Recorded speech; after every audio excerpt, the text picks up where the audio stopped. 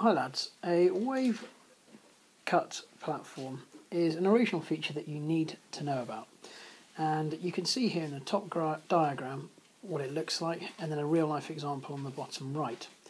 What happens is waves appear and will hit into the cliff here, and due to the powers of erosion such as hydraulic action, abrasion and corrosion, it will erode away, every time a wave breaks, erode away the rock face here, and that sediment will then be taken back out to sea, and it will occur time and time again, creating this wave cut notch that you can see here.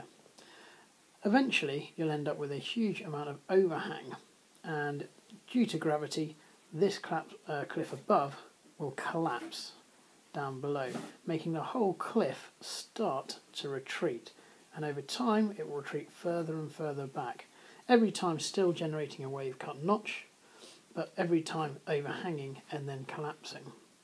What you end up left with is this area here, which is known as the wave cut platform. At the moment in the diagram you can see it is low tide, and the waves tend to attack between the high tide mark here and the low tide mark here.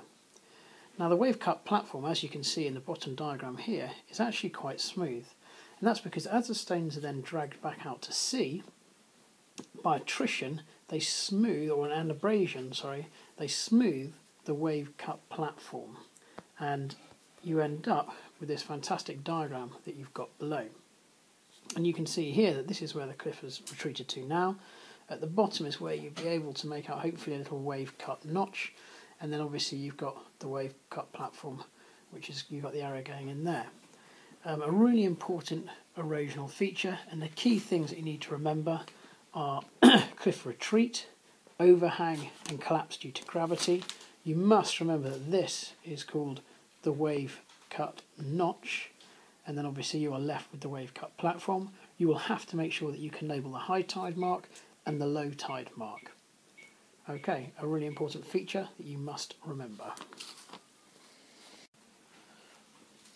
Finally, when describing it, you must also remember to mention the terms of erosion, hydraulic action and abrasion, particularly when creating the wave cut notch, and then abrasion, which has led to that smoothing of the wave cut platform. Okay, good luck.